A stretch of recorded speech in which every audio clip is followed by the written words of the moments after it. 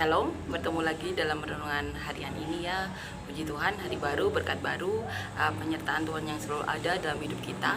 Kiranya kita semakin dikuatkan dalam Tuhan, kita semakin berangkat kuat dalam Tuhan, kita semakin mengerti tujuan hidup kita. Amin ya. Dan kiranya dengan kita semakin mengerti tujuan kita bisa menguatkan juga orang-orang sekitar kita. Kita sadar tujuan kita tuh sama, tujuan kita itu satu, bertemu dengan Tuhan Yesus. Dan kiranya apapun yang kita lakukan, apapun yang kita pikirkan, apapun yang kita putuskan, itu kita bisa selaraskan dengan tujuan kita, yaitu ke surga, bertemu dengan Tuhan Yesus. Apapun yang kita lakukan selama hidup di dunia ini ya, kita harus sadar bahwa itu harus selaras dengan tujuan kita. Satu-satunya bertemu dengan Tuhan Yesus ke surga. Amin ya. Dan kita tahu bahwa di dunia ini banyak hal-hal yang terjadi yang bahkan tidak pernah dibayangkan oleh manusia lainnya. Itu biasanya terjadi karena manusia lain yang memiliki keinginan, dan saat dia tidak bisa mencapai keinginannya, ada orang-orang tertentu yang mengorbankan orang lain untuk mencapai keinginannya tersebut. Makanya di dunia ini banyak penderitaan yang dialami manusia lain itu terjadi karena ada orang-orang yang memiliki banyak keinginan, tetapi karena sangat bernafsu ya untuk memenuhi keinginannya tersebut sampai mengorbankan manusia lain. Itulah dosa. Amin ya. Dosa yang terjadi dalam dunia ini. Amin ya. Banyak hal yang terjadi, penderitaan manusia, hal-hal yang dialami manusia itu terjadi karena manusia lain yang mencoba mendapatkan keinginannya dengan mengorbankan manusia lainnya. Dan kiranya kita bisa menyebarkan ya, atau berfirman atau bersaksi mengenai iman kita, bahwa kita tahu Tuhan kita itu begitu nyata, bahwa kita tahu tujuan kita itu satu, bertemu dengan Tuhan Yesus. Manusia itu sudah dibenarkan dalam Kristus Yesus, dan hanya Tuhan Yesuslah yang bisa membenarkan manusia. Dan kita tahu jalan ke surga itu cuma satu, melalui Tuhan Yesus. Dan itu kiranya kita masih sebarkan ya sampai kesudahannya, selama bumi ini ada. Sebarkan ini ke semua orang, bahkan sampai ke penjuru dunia. Amin ya. Jangan sampai saat Tuhan Yesus datang tidak ada iman kepada Tuhan Yesus. Sebarkan, bersaksilah, sebarkanlah firman Tuhan. Amin ya. Dan kiranya kita bisa menguatkan setiap orang bahwa hidup manusia itu cuma satu tujuannya, ke surga, bertemu dengan Tuhan Yesus, tidak ada yang lainnya. Amin ya. Dengan kita saling mendukung, saling mensupport, saling membantu untuk mencapai tujuan kita yang sama ini, kita bisa melakukan hal-hal yang dikehendaki Tuhan Yesus. Amin ya. Kita bisa melakukan hal-hal yang memang dimaui Tuhan Yesus. Amin ya. Dan kiranya kita bisa saling menguatkan, saling mensupport, saling membantu. Amin ya. Amin, puji Tuhan. Amin. Kita akan ini ya, nyanyikan sebuah lagu. Kini saatnya berdiri di altarnya. Kini saatnya berdiri di altarmu, sebab Allah Maha Kudus hadir di sini. Mari memuji, angkat tangan menyembah,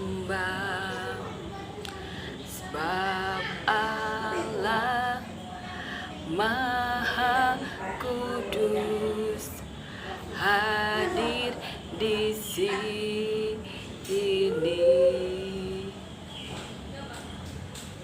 Kami masuk tahta suci-Mu, bersama para malaikat menyembah. Mari puji Yesusku, kami masuk hadirat-Mu Maha Kudus. Amin ya. Puji Tuhan, amin. Kita akan lanjutkan membaca dan merenungkan ayat firman Tuhan di Galatia ya. Galatia pasal yang ketiga, ayat 1 sampai 14. Judul perikopnya dibenarkan oleh karena iman. Hai orang-orang Galatia yang bodoh, siapakah yang telah mempesona kamu? Bukankah Yesus Kristus yang disalibkan itu telah digelukiskan dengan terang di depanmu? Hanya ini yang hendak ku ketahui daripada kamu. Adakah kamu telah menerima roh karena melakukan hukum Taurat, atau karena percaya kepada pemberitaan Injil? Adakah kamu sebodoh itu? Kamu telah mulai dengan roh. Maukah kamu sekarang mengakhiri di dalam daging? Sia-siakah semua yang telah kamu alami sebanyak itu? Masakan sia-sia? Jadi bagaimana sekarang? Apakah Ia yang menganugerahkan roh kepada kamu dengan berlimpah-limpah dan yang melakukan mujizat di antara kamu berbuat demikian karena kamu melakukan hukum Taurat, atau karena kamu percaya kepada pemberitaan Injil? Secara itu jugalah Abraham percaya kepada Allah, maka Allah memperhitungkan hal itu kepadanya sebagai kebenaran. Jadi kamu lihat bahwa mereka yang hidup dari iman, mereka itulah anak-anak Abraham. Dan kita dan kitab suci yang sebelumnya mengetahui bahwa Allah membenarkan orang-orang bukan Yahudi oleh karena iman, telah terlebih dahulu memberitakan Injil kepada Abraham. Olehmu segala bangsa akan diberkati. Jadi mereka yang hidup dari iman, merekalah yang diberkati bersama-sama dengan Abraham yang beriman itu. Karena semua orang yang hidup dari pekerjaan hukum Taurat berada di bawah kutuk. Sebab ada tertulis, terkutuklah orang yang tidak setia melakukan segala sesuatu yang tertulis dalam kitab hukum Taurat. Dan bahwa tidak ada orang yang dibenarkan di hadapan Allah karena melakukan hukum Taurat adalah jelas. Karena orang yang benar akan hidup oleh iman. Tetapi dasar hukum Taurat bukanlah iman, melainkan siapa yang melakukannya akan hidup karenanya. Kristus telah menebus kita dari kutuk berat dengan jalan menjadi kutuk karena kita. Sebab ada tertulis, terkutuklah orang yang digantung pada kayu salib.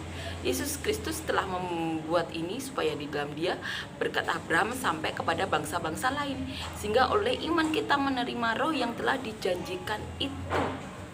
Ini yang diingatkan Paulus. Kita bisa disebut anak-anak Abraham yang dapat menerima janji Allah itu oleh karena iman.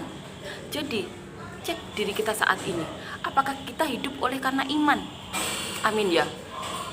Karena kalau kita tidak punya iman, kita tidak bisa disebut anak-anak Abraham. Hiduplah karena iman. Dan karena itu kita baru bisa disebut anak-anak Abraham. Amin ya. Ini membuat kita jelas bahwa tidak semua manusia bisa dikatakan anak-anak Abraham. Kalau tidak punya iman, maka sebarkanlah firman Tuhan, maka bersaksilah. Agar apa? Agar semua orang bisa dibilang menjadi anak-anak Abraham, anak-anak yang menerima janji Allah, di mana Allah telah menjanjikan kepada Abraham bahwa keturunan Abraham akan menjadi berkat bagi banyak bangsa. Amin ya. Maka bersaksilah, berfirmanlah sampai ke penjuru dunia. Agar apa? Agar semua orang mempunyai iman, sehingga bisa disebut anak-anak Abraham. Amin ya. Dan kiranya kita selain berfirman dan bersaksi, jangan sampai kita juga terhilang. Kita ingatkan kepada diri kita sendiri bahwa kita adalah anak-anak Abraham. Dan kita baru bisa disebut anak-anak Abraham yang dapat menerima janji Abraham itu apabila kita punya iman. Iman kepada Yesus Kristus. Amin ya. Di sini dikatakan, di ayat 14, Yesus Kristus telah membuat ini supaya di dalam Dia berkat Abraham sampai kepada bangsa-bangsa lain, sehingga oleh iman kita menerima roh yang telah dijanjikan itu. Amin ya. Kita tahu itu, bahwa karena Yesus Kristus, bangsa-bangsa lain dapat menerima janji Abraham ini. Amin ya. Karena Kristus Yesuslah,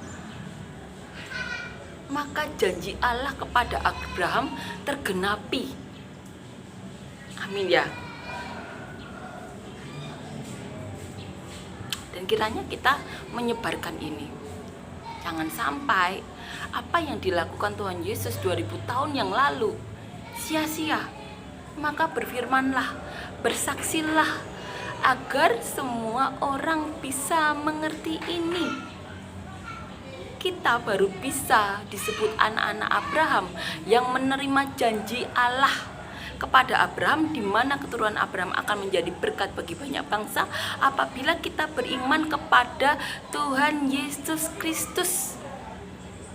Berfirmanlah, bersaksilah, jangan lupa juga perkatakan kepada diri kita sendiri. Berimanlah kepada Yesus Kristus. Karena kalau kita beriman kepada Yesus Kristus, baru kita bisa disebut anak-anak Abraham yang dapat menerima janji Allah yang diberikan kepada Abraham. Sebarkanlah ini sampai ke penjuru dunia. Amin ya. Puji Tuhan, amin. Kita akan renungkan ya ayat demi ayat bagaimana Paulus menulis suratnya kepada jemaat Galatia perihal dibenarkan oleh karena iman. Amin ya. Dikatakan di ayat pertama, hai orang-orang Galatia yang bodoh, siapakah yang telah mempesona kamu? Bukankah Yesus Kristus yang disalibkan itu telah dilukiskan dengan terang di depanmu? Paulus menulis perkataan ini atau kalimat ini kepada jemaat Galatia. Dikatakan, hai orang-orang Galatia yang bodoh, siapa yang mempesona kamu? Siapa yang mempesona jemaat Galatia selain Tuhan Yesus Kristus? Tuhan Yesus Kristus itu telah, yang disalibkan itu telah dilukiskan dengan terang di depanmu. Itu yang dikatakan Paulus ya kepada jemaat Galatia. Dikatakan di ayat 2, hanya ini yang hendak ku ketahui daripada kamu, adakah kamu telah menerima roh karena melakukan hukum Taurat atau karena percaya kepada pemberitaan Injil?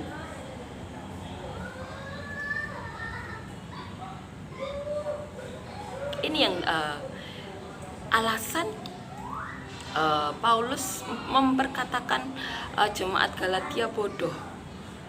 Paulus bertanya, adakah kamu telah menerima roh karena telah melakukan hukum Taurat atau karena percaya kepada pemberitaan Injil? Paulus sampai bertanya seperti itu. Menerima Roh Kudus itu karena apa? Melakukan hukum Taurat atau percaya saja kepada Injil? Paulus bertanya seperti itu kepada jemaat Galatia. Adakah kamu sebodoh itu? Kamu telah mulai dengan roh. Maukah kamu sekarang mengakhirinya di dalam daging? Itu alasan Paulus berkata jemaat Galatia itu bodoh. Awalnya memulai dengan roh, tapi maukah kamu mengakhirinya dengan daging? Jadi saat kita ya memulai sesuatu dengan roh, pengenalan akan Tuhan Yesus, beriman kepada Tuhan Yesus, janganlah kita mengakhiri dengan daging, dengan menjual iman kita karena dunia, karena daging, hal-hal yang nanti kita akan tinggalkan di dunia. Jangan sampai kita lakukan itu. Jemaat Galatia dikatakan bodoh oleh Paulus karena melakukan hal itu. Melakukannya awalnya dalam roh, tapi maukah kamu mengakhirinya dalam daging? Itu yang dikatakan oleh Paulus. Jangan sampai kita melakukan hal itu juga ya. Kita mulai dengan roh, kita percaya kepada Tuhan Yesus, kita beriman kepada Tuhan Yesus, kita berapi-api kepada Tuhan Yesus. Tetapi pada akhirnya saat kita dihadapkan kepada dunia yang menjanjikan kita harta, jabatan, atau banyak hal lainnya, kita tinggalkan Tuhan Yesus. Itu namanya bodoh kalau menurut Paulus. Awalnya beriman kepada Tuhan Yesus, tetapi akhirnya mau mengakhiri dalam daging, dalam hal-hal yang ditawarkan dunia, yang pada akhirnya akan kita tinggalkan. Karena kita tahu satu-satunya yang kita miliki di surga itu hanya Tuhan Yesus. Amin ya. Janganlah sampai kita dikatakan bodoh juga seperti jemaat Galatia. Amin ya. Janganlah kita mengawali dengan roh, kemudian mengakhirinya dalam kedagingan. Janganlah awalnya kita beriman kepada Tuhan Yesus, tetapi kemudian Tuhan Yesus kita tinggalkan karena hal-hal yang ditawarkan dalam dunia. Paulus menyebutnya bodoh. Amin ya. Itu perlu kita ingatkan kepada diri kita dan orang-orang sekitar kita, yang mampu kita ingatkan. Sekali lagi, bukan menghakimi, tetapi menyelamatkan. Kita harus dapat beriman bahwa Tuhan Yesus dapat memberkati kita dengan benar, dengan cara-cara Tuhan Yesus. Jangan sampai kita dikatakan Paulus bodoh, apalagi dikatakan oleh Tuhan Yesus. Janganlah nanti Tuhan Yesus berkata kepada kita, aku tidak mengenal kamu. Karena apa? Selama di dunia manusia kebanyakan mengakhiri dengan daging. Amin ya. Sekali lagi, bukan menghakimi, tetapi menyelamatkan. Karena selama kita ada di dunia ini kesempatan kita untuk bertobat. Kalau kita sudah selesai ya meninggalkan dunia ini, sudah tidak ada kesempatan lagi. Selama ada di dunia, ini kesempatan kita untuk bertobat, kesempatan manusia untuk bertobat. Maka bersaksilah, berfirmanlah sampai ke penghujung dunia. Agar apa? Agar manusia-manusia yang saat ini hidup dalam daging dapat mengenal Tuhan Yesus dan dapat beriman kepada Tuhan Yesus, sehingga bisa disebut anak-anak Abraham yang dapat menerima janji Allah yang diberikan kepada Abraham, di mana keturunan Abraham akan menjadi berkat bagi banyak bangsa. Amin ya. Puji Tuhan, amin. Kita akan lanjutkan. Katakan di ayat 4, sia-siakah semua yang telah kamu alami sebanyak itu? Masakan sia-sia?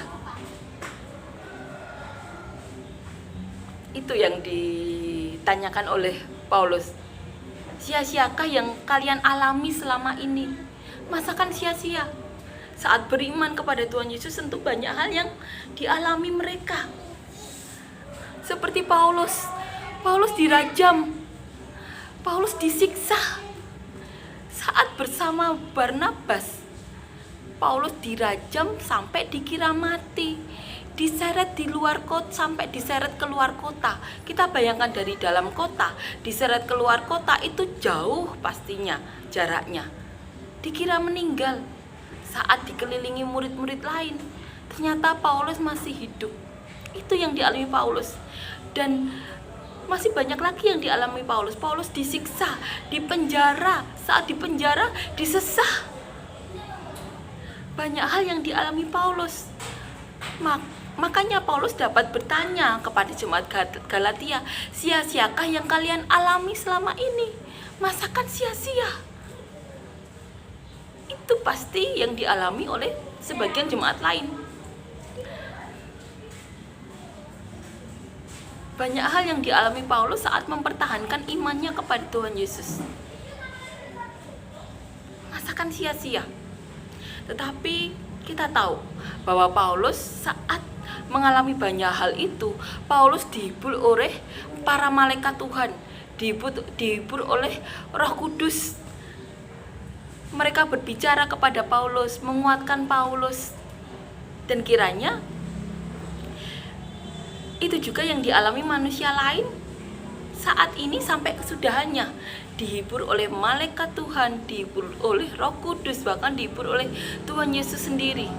Makanya kita perlu bersaksi, berfirman sampai ke penghujung dunia kalau diperlukan. Agar apa? Agar masih banyak iman-iman yang didapati di dalam dunia ini. Amin ya.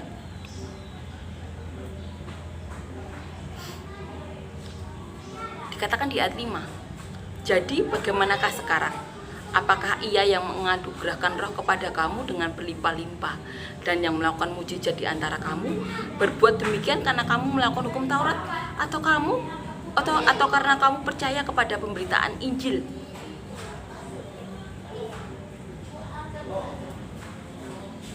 Itu yang ditanyakan Paulus.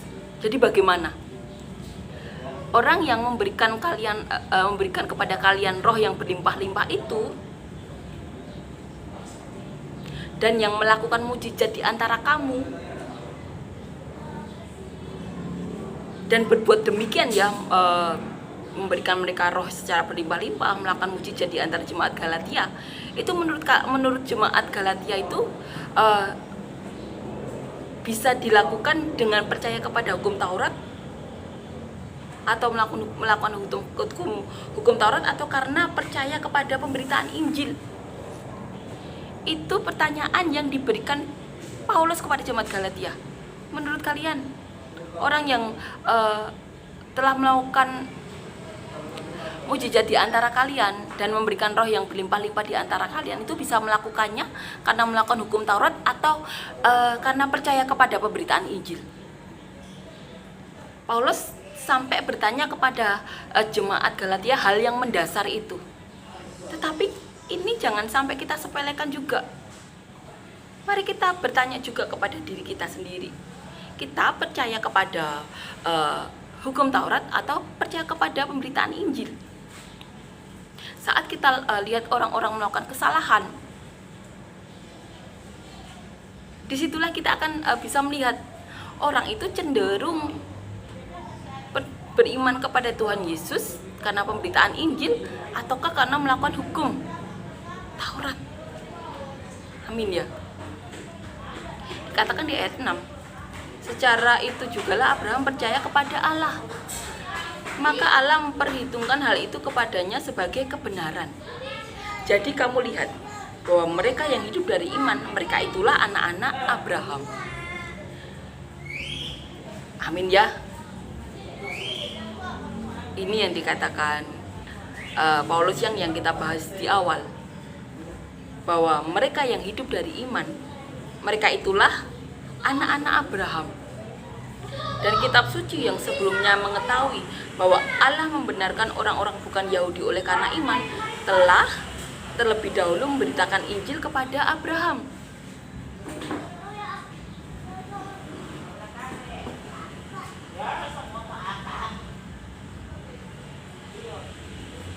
Ini ya, amin ya, bahwa Allah membenarkan orang-orang yang bukan Yahudi oleh karena iman, telah terlebih dahulu memberitakan Injil kepada Abraham. Memberitakan Injil kepada Abraham, kita garis bawahi ya. Olehmu segala bangsa akan diberkati. Amin ya. Jadi mereka yang hidup dari iman, merekalah yang diberkati bersama-sama dengan Abraham yang beriman itu. Sekali lagi kita ingatkan kepada diri kita dan orang-orang sekitar kita. Jadi mereka yang hidup dari iman, sekali lagi dari iman, merekalah yang diberkati bersama-sama dengan Abraham yang beriman itu. Karena semua orang yang hidup dari pekerjaan hukum Taurat berada di bawah kutuk. Sebab ada tertulis, terkutuklah orang yang tidak setia melakukan segala sesuatu yang tertulis dalam kitab hukum Taurat. Dan bahwa tidak ada orang yang dibenarkan di hadapan Allah karena melakukan hukum Taurat adalah jelas. Karena orang yang benar akan hidup oleh iman. Amin ya. Tetapi dasar Taurat bukanlah iman. melainkan siapa yang melakukannya akan hidup karenanya. Amin ya. Makanya kita harus hidup oleh karena iman, bukan karena melakukan hukum Taurat. Kristus telah menebus kita dari kutuk hukum Taurat. Kan dengan jalan menjadi kutuk karena kita, sebab ada tertulis, terkutuklah orang yang digantung pada kayu salib. Yesus Kristus telah membuat ini supaya di dalam Dia berkat Abraham sampai kepada bangsa-bangsa lain, sehingga oleh iman kita menerima roh yang telah dijanjikan itu. Sekali lagi, di dalam Dia berkat Abraham sampai kepada bangsa-bangsa lain, sehingga oleh iman kita menerima roh. Kita garis bawahi, sehingga oleh karena iman kita menerima roh. Roh apa? Roh Kudus tentunya. Roh yang merupakan bagian dari Allah sendiri, yang telah dijanjikan itu. Amin ya, puji Tuhan, amin. Kiranya kita semakin dikuatkan dalam Tuhan, kita semakin berakar kuat dalam Tuhan, kita semakin mengerti tujuan kita, dan kita bisa mengerti dan ini ya, kita bisa mengerti, kita harus memberitakan kepada banyak orang lainnya, karena itu yang dikehendaki Tuhan Yesus. Karena kita tahu satu-satunya tujuan kita adalah ke surga, dan kita tahu jalan ke surga adalah Tuhan Yesus. Amin ya. Mencintai Tuhan Yesus, barulah kita bisa mendapatkan Roh Kudus. Karena kita tahu Roh Kudus itu diberikan Allah atas rekomendasi Tuhan Yesus yang bisa merasakan cinta kasih kita. Amin ya. Yang kita tahu satu-satunya cara dengan melakukan kehendak Tuhan. Amin ya. Kuatkanlah orang-orang sekitar kita, beritakanlah firman, semakin berakarlah di dalam Tuhan Yesus, dan kiranya banyak iman ditemui oleh Tuhan Yesus saat kesudahannya. Amin ya. Amin. Terima kasih Yesus, terima kasih Tuhan untuk kebaikan-Mu. Terima kasih Yesus, terima kasih Tuhan untuk mujizat yang Kau berikan kepada kami. Kau sungguh baik, Kau sungguh menyertai kami Tuhan. Terima kasih, dan kami berdoa untuk siapapun yang menyaksikan ini yang sakit, Tuhan Kau berikan kesembuhan daripada-Mu, mujizat daripada-Mu. Apapun di dalam tubuh kami yang bukan daripada-Mu, Kau cabut. Kami juga berdoa, berikan kami pekerjaan dan usaha yang berbeda daripada-Mu, yang dapat memberkati kami, orang-orang di sekitar kami, bahkan sampai ke penjuru dunia seperti yang Kau mau Tuhan. Dapat memberkati siapapun, orang-orang sekitar kami, keluarga kami, sampai kemanapun Kau mau Yesus, dan bisa mendekatkan kami lebih dekat lagi ke hadirat-Mu. Kami juga berdoa, berikanlah kami pasangan hidup yang berbeda daripada-Mu, yang takut Engkau, yang cinta Engkau, yang dapat membawa kami dan keluarga kami lebih dekat lagi kepada-Mu. Kami juga berdoa Tuhan, berkatilah kami dengan memperoleh anak-anak yang benar-benar daripada-Mu, anak-anak yang takut Engkau, anak-anak yang cinta Engkau, anak-anak keturunan yang benar-benar dapat menjadi saluran berkat-Mu, yang mencintai kami, keluarganya, kerabatnya, orang-orang sekitarnya, seperti dia mencintai Kau Tuhan, yang mau benar-benar menjadi saluran berkat-Mu. Dan biarlah nama-Mu yang dipermuliakan di atas anak-anak kami dan keturunan kami. Kami juga berdoa Tuhan untuk siapapun saat yang mengalami masalah, beban hidup, pergumulan hidup, persoalan hidup, berikan jalan keluar-Mu, berikan jawaban-jawaban doa yang daripada-Mu, solusi-solusi daripada-Mu, terobosan-terobosan yang benar-benar daripada-Mu. Dan biarlah Roh Kudus-Mu, mujizat-Mu, penyertaan-Mu melimpah-limpah dalam hidup kami semuanya. Terima kasih Yesus, Kau bernyata berada. Dalam nama Tuhan Yesus, amin.